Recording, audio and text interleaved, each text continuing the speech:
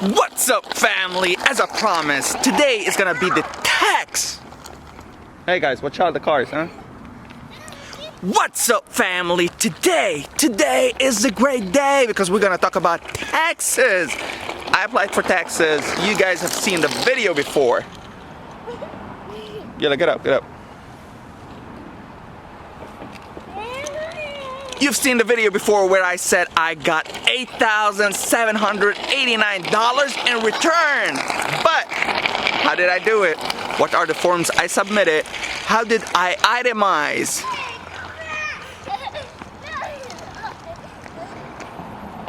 My taxes when I filed for taxes. What did my CPA tell me? What are the things to include in your application?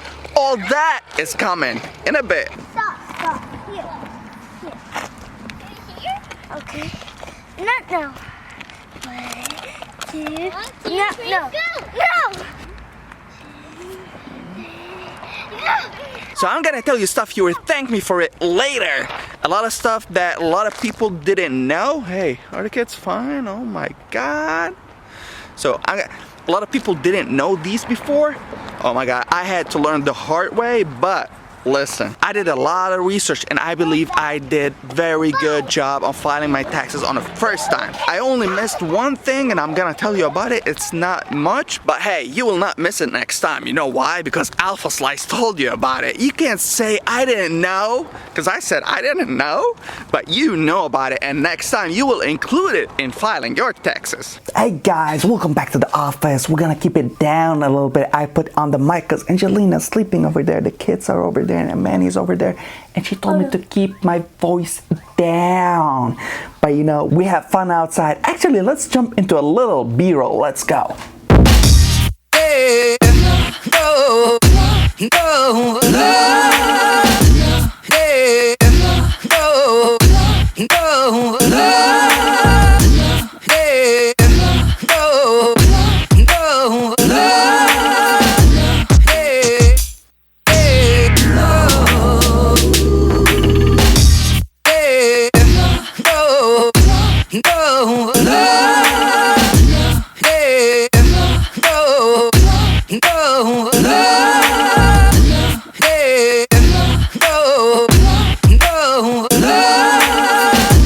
Hey, welcome back, guys. All right, taxes. Hey, I would suggest that you do tons and tons of research, ask tons and tons of questions, because hey, you don't want to mess up on the first time. That's why you have to get all your documents ready. Save your receipts, because at the end of the day, you will collect back your taxes. Yes, right.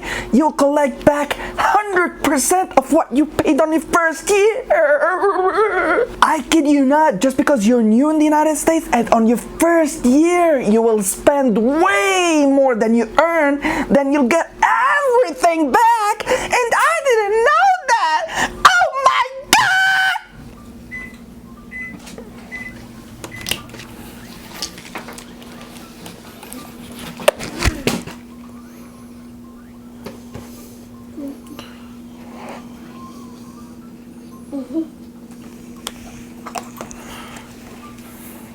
Messed up. I woke her up.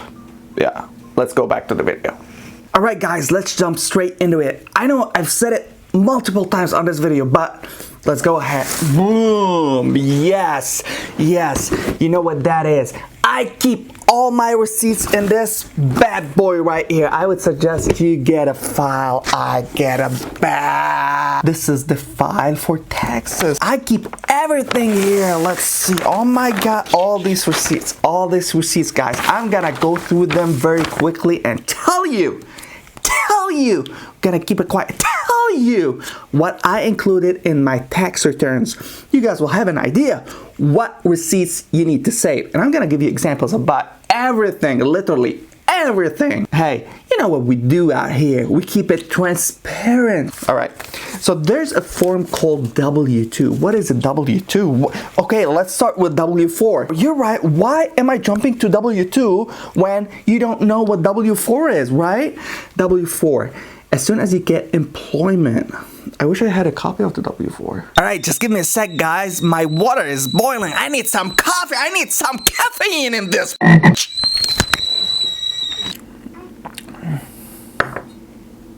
You've seen my coffee video. Anyways, I was looking for the W-4. I couldn't find it between my documents, but I found it online on my account, the Paycom online account, the account you use with your agency, with your employer to put in your time card. I found it. We're gonna jump into the desktop. I'll keep on talking, but we'll jump into the desktop and I'll show you what it is. But basically, the W-4 is how much money you make per year and who are you claiming on your taxes. You're claiming yourself, your wife, your kids. Basically, you follow the instructions. Anyone you're claiming will take number 1, not claiming 0. Period. Now, let's jump into W-2. W-2 form, you will only get it when it's the tax season. The tax season is from January of every year into April. So by April 14 or 15, something like that, if you didn't pay your taxes, oh my God! You're But anyways, you can file for your taxes starting January 1st all the way to like April 14. But actually, even if I wanted to file my taxes on January 1st, I couldn't because I didn't have my W-2 forms. My agency sent me my W-2 form almost mid-January or no. Let me back up a little bit. They sent it back to me on February 1st. Actually, I received my W-2 form from my other job, my PRN job at Guzman, way before I received my W-2 form from my agency. But anyway, that's not important. So how does W-2 form look like and what does it have in it? This is the W-2 form. Actually, this W-2 form is from my Guzman job.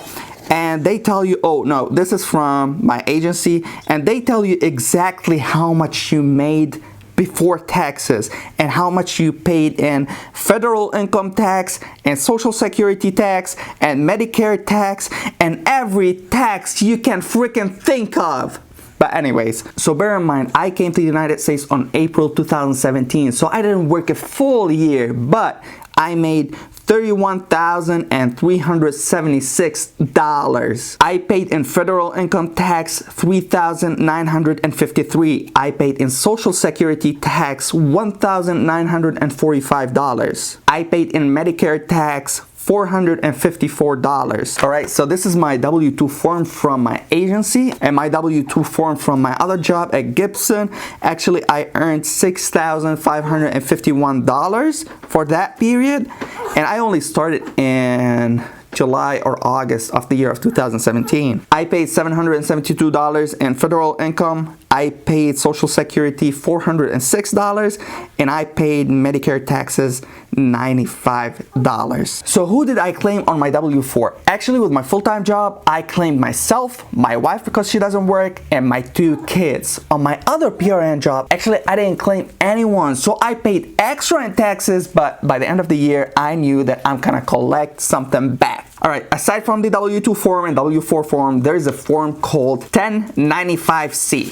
That's the form. You need to have this form to include it with your taxes. Like when you go to your CPA and you want to file your taxes, you need to have that form or else there's something missing. So every employer you work for will give you a W-4 form to sign and fill at time of employment. But at the end of the year, every employer will give you a W-2 form and 1095C. And I don't know why, but my agency sent me as well 1095B form, which I submitted as well. Some of you guys might know, some of you guys might not. So another source of income for me is YouTube. Yes, I get paid in pennies, but the benefit you get from being a partner with YouTube and YouTube paying you pennies is that it's considered a business. But if you spend on that business more than what the business gives you back, then the benefit is that you can write everything off and you will get a lot in tax return because you had a failed business. So the benefit of having that partnership program with YouTube and getting paid pennies is that I was able to write off all the camera gear I bought. My camera, it's $2,500. Are you freaking kidding me? All the lenses I bought, all the accessories, the tripods, the GoPro, the freaking microphone, everything, I was able to write it off. I was able to write off softwares. My Final Cut Pro cost me $300+. I have another 2 softwares that I use for my thumbnails and for editing. I was able to write off simple shit like this freaking light. I was able to write off a lot of things just because I am in a partnership with YouTube. I was able to write off this iMac, which cost me around $3,000. Okay, so now I'm gonna run through the receipts I have, and then you will have an idea what are the things that you can write off and what are the things that you cannot. But hey, it doesn't matter if you buy a new computer or laptop, you can still write it off because you are a nurse and you can write that off. You need that for your job, you need that for research, you need that to conduct your work. Okay, let's jump into the receipts. And excuse me for not looking directly in the eye because I'm gonna be reading those receipts, all right? Okay, so these are my earnings from YouTube. This is the Final Cut Pro. Actually, it is $318.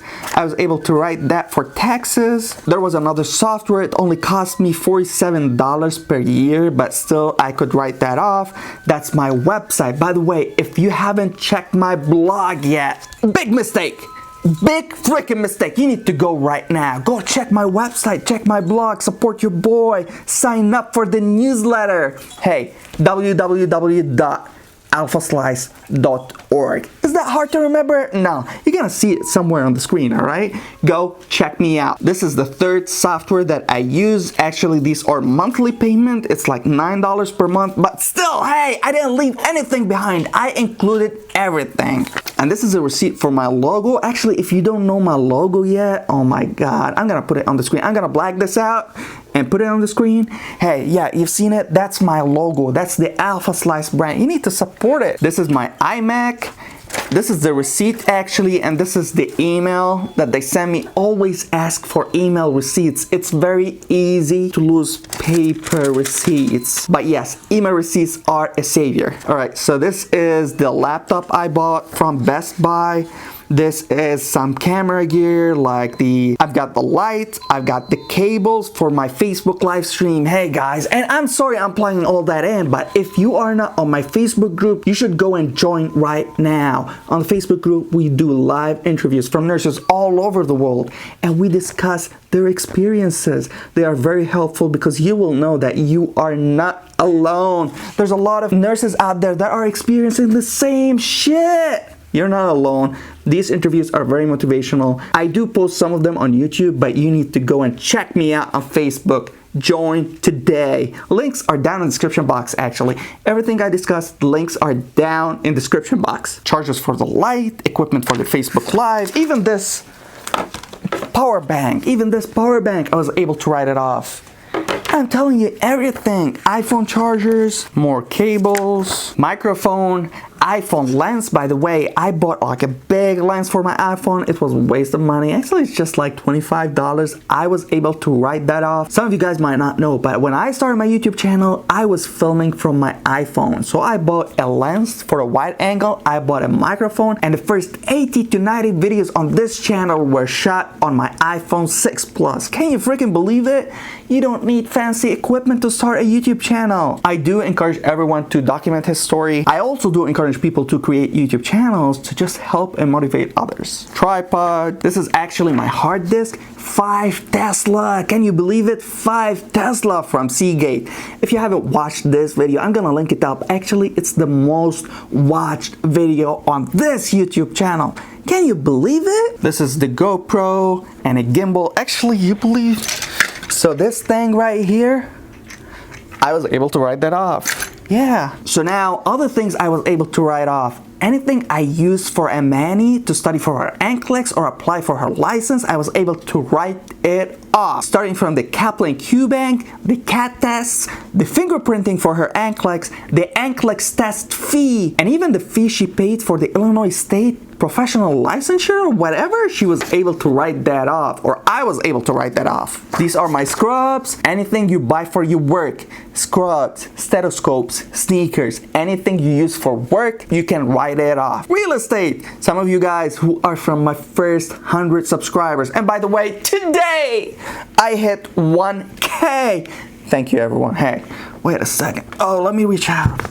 Let me look you in the eye, tell you I'm so humbled today that I reached 1,000 subscribers, and it was all because of you. The encouragement I get Wait a second, let me zoom out. The encouragement I get from you guys, from your comments, from sharing my videos, oh my god, it's so humbling. That's why it keeps me on going. I spent 5 to 6 hours every single day on YouTube filming videos like this, writing scripts, editing them, working on my YouTube channel, on my other social media. Oh my god, it is a full-time job. Back to what I was saying, real estate. Actually, I think I have ADHD because, oh my god, I'm all over the place. But yeah, let's get back to real estate. Some of you guys who are from my first 100 subscribers, you know, I went and I took a course, I took a webinar, I took a workshop, I bought a product for real estate and it cost me $13,000. Yes, it cost me a lot of money, but the long-term income is huge. I was able to write that off. Period. My business cards, I was able to write that off. Some of you guys might remember, but one time I rented a car and I went all the way to Michigan to pick up my truck. Yes, at the same trip, I was looking for real estate and I was able to write off the car rental. Alright, remember when you come to the United States and your agency provide you with a car loan? Yes, you go ahead and buy a car, right? And then anything you paid in taxes, the car dealership will actually give you a form called sales tax transaction return. And everything you paid on taxes, so I paid total tax of $1,074. You know what? You'll get that back. You just need to have that form. There's an awesome part, and I almost missed that when I filed for my taxes. Moving freaking expenses. Yes, moving expenses. You can write that off. And what do I mean by moving expenses? In my case, I moved my furniture from Michigan to Illinois. Whatever I paid the moving company, I was able to write that off. Your airfare tickets for your family coming to the United States, you can write that off. And yes, that's Angelina crying. She's giving me a hard time filming this. But then you're gonna tell me, hey Mo, I don't have furniture in Michigan and I'm not gonna move it to Illinois. What's the benefit for me in this? I tell you what, you're gonna buy furniture, right? Keep the receipts, you can write that off because that's moving expenses. And remember at the beginning of the video, I told you I missed one thing. I missed one thing and I didn't include it while filing my taxes. And my CPA friggin' forgot about it. Or just to be fair, I don't think he even knew about it. But every expense you pay for CGFNS, right? Every expense you pay for CGFNS in terms of your NCLEX, CS report, CGFNS exam or certificate, and last but not least, your visa screen, $540? Yes, you can freaking write that off. I missed it. Oh my god. It doesn't matter. By the end of the day, I did a good job. Actually, I did a very good job. I did my research and it paid off. I got a lot of money back in tax returns because I included and I itemized everything. Okay, and then let me put all these back in the envelope and I'll bring the file that my CPA gave me and I'll break it down for you. All the forms and everything. Again, we'll bring that famous bag. Actually, it's a file bag or file. I don't know what. Alrighty. Yes. Put this back. And let's open this. Alrighty, 2017 individual income tax return. Yes. I'm gonna go through the forms, read titles, try to break it down, and explain to the best of my abilities. So my federal tax refund was $7,287. Yes. My Illinois state tax refund was $1,502. Alright, the first form is called 1040. It is a U.S. individual income tax return. And this form will calculate your federal tax return because at the end of it, it says $7,287. But hey, there's one thing on line 67. Boo boo boo boo. Boo boo boo boo boo boo boo. Hey, Angelina! Alright, back to the form. Line 67 actually says additional child tax credit. So how much you take back in credit for your children? And it says $2,561. This is what I got for my kids. But hey, listen, I'm sorry for the background noise, but Next year, good news, you're gonna get $2,000 in return for every kid you have. So in my case, I've got 3 and a half, 4, I don't know, I'm just kidding. I only have 3 and I'll get $6,000 in return next year. All right, there's another form called Schedule C 1040 and the title is Profit or Loss from Business. So they considered YouTube as a business and I actually lost on that business. I'm in negative $3,424 in loss. And that's what I said, when you open a business and the business loses, then you'll get a lot of money back in taxes. There's a part which I don't qualify for, but it's titled as cost of goods lost. So anything you lose, like goods for your business that you lose, let's say you're traveling and you lost your camera, you can write that off. So my other business, the real estate, because I've got business cards, so I'm a real estate investor, and because I didn't make any deals this year, that means my business lost. Remember when I told you that I paid $13,500 for that real estate thing? I was able to write all of it off just because that business lost this year. Right, there's another form, it's called Schedule 8812, Form 1040A or 1040. It's called Child Tax Credit. And as I told you guys, I got back $2,561. All right, there's one more thing. I forgot to mention it earlier, and I don't want to forget to mention it later, but if you don't have insurance in this country, then by the end of the year, you will pay a fee if you were not insured for any period of time more than 60 days. The next form is 8867. It's called Paid Prepaper's Due Diligence Checklist. What does that mean? It's some form for child taxes or whatever. There's form 4562, and I know I'm gonna butcher this, but it's called depreciation and amortization. Amortization, whatever. I'm gonna write it down. I don't know what that form is for, but I think it's for like renting this place, something like that. But yeah, you need to fill that form. The other form is called 3903, and that form is very important to you. And it's called moving expenses. Yes, I had $2,927 in moving expenses. And I bet you guys will get more in moving expenses just for the fact that you are going to buy furniture. I already had my furniture here since 2015, so I couldn't include that. There's another form called Special Depreciation Allowance Election under IRC Section 168, K7, and IRC Section 168, I3, D as in David. There's another form me and Amani had to sign. It's called Choosing Resident Alien Status Statement. So it's a statement stating that you are a resident alien status. You get it. Form 8879, IRS e-file signature authorization. So you need to fill that form. 2017 form Illinois 1040. The form is called Individual Income Tax Return. I guess according to your state, you'll fill that form as well. Last but not least, another form that is very important for you to fill just for the fact that you didn't spend a whole year in the United States on your first year. The form is called 2017 Schedule NR. So this is like Illinois Department of Revenue, but according to your state, you'll find that form. It's called Non-Resident and Part-Year Resident Computation of Illinois Tax. And there you have it, guys.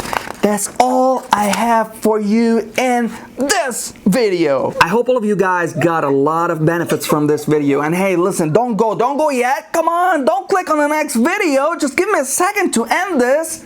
Hey, please, if you like this video, please go ahead and give it a thumbs up. And if you are new to the channel, please, and I'm saying please, punch that face down below to subscribe.